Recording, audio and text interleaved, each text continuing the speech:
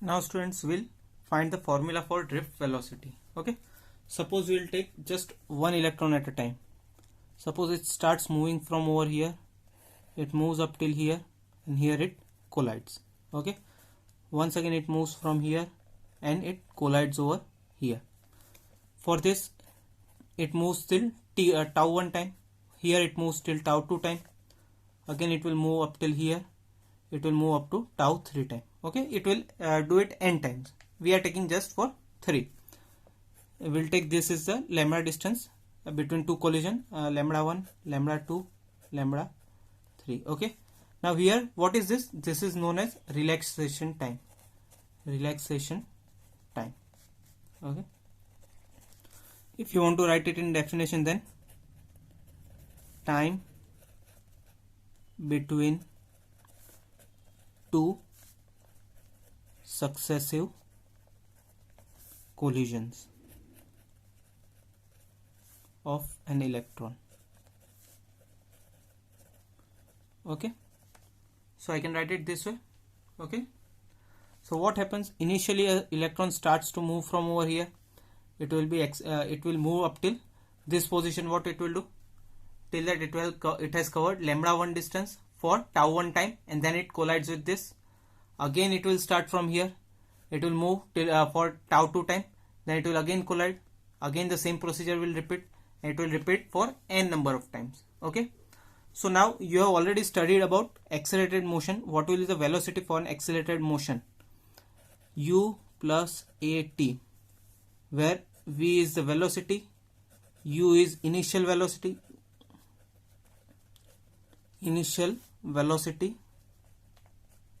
okay, a is acceleration, and t is time. Okay, this you have studied this formula in your class 11th. When there is an accelerated motion, if you want to find the velocity at any point, then it will be v is equals to u plus at. U is your initial velocity, alpha is your acceleration, and t is the time for which the acceleration is operated. Okay, now in this case vd will be our drift velocity. Okay, now what will be the initial velocity? Initial velocity will be u1 for any electron. Okay, now what will be the acceleration? Acceleration we have already calculated. Acceleration is equals to f upon m. F is what? E. Okay, that is this upon m. So here I can write, instead of that I will just write over here right now acceleration only. Okay, and what is t? T is tau for any one electron. Okay, now similarly for all the electrons it will do same. Okay, suppose we will write this. Suppose for v2 second electron it will be v2 plus a tau 2. For v3 it will be u3 plus a tau 3. It will be similar for all the electrons in the system. Okay, so in general if we want to find the drift velocity, that is average drift velocity, okay, average drift velocity, then what we'll do, we'll average out the, okay, first I'll write in this manner. It will be average of v1 plus v2 plus v3 plus up to plus vn upon n. Okay, upon n. What is this? This is average drift velocity of all the electrons.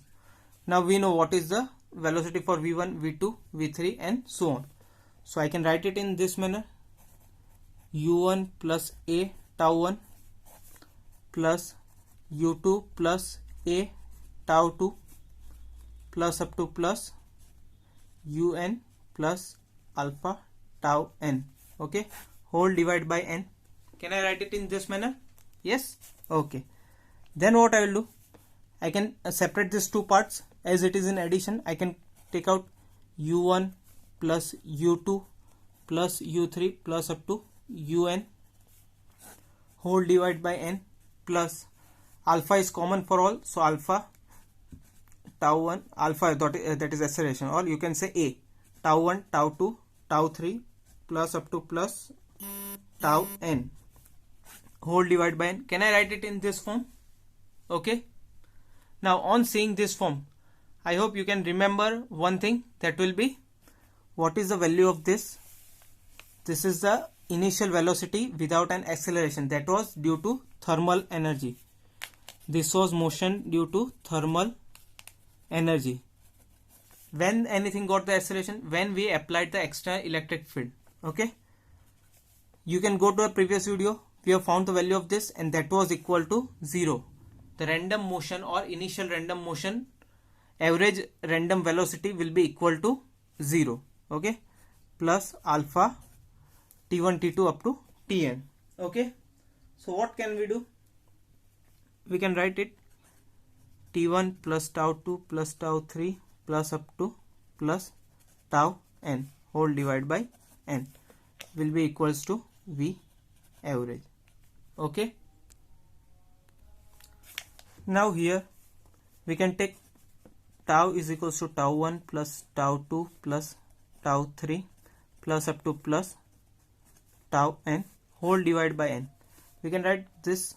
Why? We are taking average relaxation time. We know tau is our relaxation time, that was shown over here. Relaxation time, that is the time between two successive collisions. Okay, so for simplicity, what we'll take? We'll tau as an average relaxation time. Average relaxation time. Relaxation time. Okay, so what will be the formula for V average?